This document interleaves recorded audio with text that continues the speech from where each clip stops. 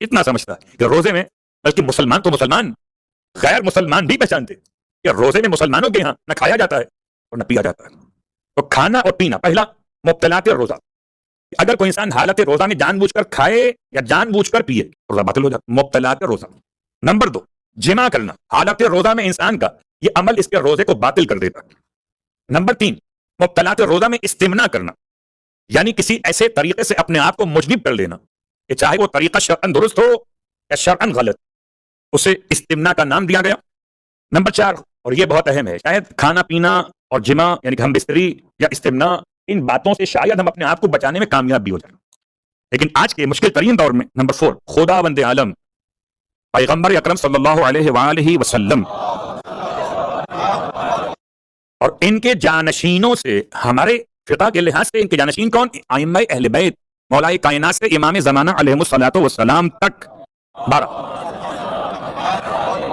احتیاط واجب کی بنا پر کوئی جھوٹی بات منسوب کرنا، جو کہ احتیاط واجب میں گنجائش نکلتی ہے، لیکن جب تک کوئی فل عالم اس مسئلے میں کوئی اور رائے پیش نہ کرے تب تک آپ کی میری ذمہ داری یہی رہے گی کہ ہم حالت روزہ میں خدا کے ساتھ، رسول خدا کے ساتھ، ائمہ معصومین کے ساتھ جھوٹی بات کو منسوب نہ کریں۔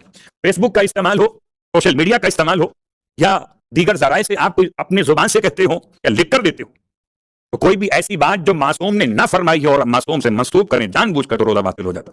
اب نہ کھایا ہے، نہ پیا ہے، نہ نجس ہوئے ہیں، لیکن اس کے باوجود روزہ، اب اگر سال کے 11 مہینے ہم پابند رہتے، اس سوشل میڈیا کو مس یوز نہ کرتے احادیث کے معاملات میں، تو ماہ مبارکہ رمضان میں اس کا فائدہ ہمیں حاصل ہو جاتا ہے۔ لیکن بہرحال سارے سال کا مسئلہ اور ہے اور روزے کی حالت کا مسئلہ اور ہے۔ نمبر 5، غبار حلق تک پہنچانا احتیاط واجب کی بنا پر، یہ بھی روزے کو باطل کر دیتا ہے۔ نمبر 6، اور اس کا تعلق بھی عام طور پہ جوانوں کی جوانی کے ساتھ ہے، یا شادی شدہ افراد کی لاپرواہی غفلت کے ساتھ، یعنی اذان صبح تک جنابت پر، حیض یا نفاس کی حالت پر خواتین، یہ 2 آخر کے جملے باقی رہنا، یہ مبتلات روزہ کا ایک مبتل کہا جائے گا۔ نمبر 7، کسی سیال چیز سے حقنہ یا اینما لینا۔ نمبر 8 آخری، فرماتے ہیں الٹی کر دینا، قائع کر دینا، وومٹ کر دینا۔ تو یہ حسن اتفاق ہے کہ 8 باتوں میں پہلی بات یہاں کھانے سے شروع ہوئی اور آخری بات کھانا نکالنے پر ختم ہوئی۔ تو حالت روزہ میں کھانا بھی منع ہے اور کھانے کو جان بوجھ کے باہر نکالنا بھی منع ہے۔ تو خیر یہ تو مسائل کا بیان، چونکہ اب خطابت کے انداز میں مسائل بیان کرنا ذرا لمبا سلوات پڑھے محمد وآل محمد ہو جائے، اس لیے میں نے کوشش کی کتاب کے ساتھ ساتھ چل تاکہ خطابت کم کروں اور کم از کم مسائل آپ کی خدمت میں پہنچا سکوں، اور اب عنوان آپ کی خدمت میں اناؤنس ہو چکا ہے۔ انبیاء کے حوالے سے تاریخ انبیاء اور اس کے ساتھ ساتھ کردار سازی، کہ دونوں عنوان الگ الگ بھی ہیں اور ایک بھی ہے۔ تاریخ انبیاء صرف تاریخ کے طور پہ پڑھیے اور تعمیر نہ ہو تو تاریخ کسی کام کی نہیں۔ جیسے ہی میں اور آپ قبر میں جائیں گے، مجھ سے خدا نہیں پوچھے گا آدم کا الف دال میم پر اعراب کیا تھے، آدم ملک کون ہے، آدم ملکوت کون ہے، آدم عالم کون، آدم عالمیان کون ہیں، خدا مجھ سے نہیں پوچھے گا۔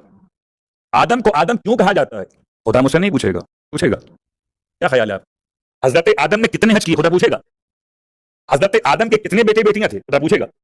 نہیں پوچھے گا۔ تو تاریخ انبیاء ایک ہسٹری کے اعتبار سے آپ کی میری معلومات میں اضافہ تو کرے گا، لیکن قیامت میں اور قیامت سے پہلے قبر میں سوالوں کے جواب کے لیے یہ تاریخ کا عنوان کام نہیں آنے والا۔ اس لیے ہم نے تاریخ کو تعمیر سے جوڑ دیا کہ سنیں تاریخ انبیاء اور بنائیں تعمیر کردار۔ صلوات پڑھیں محمد وآل محمد۔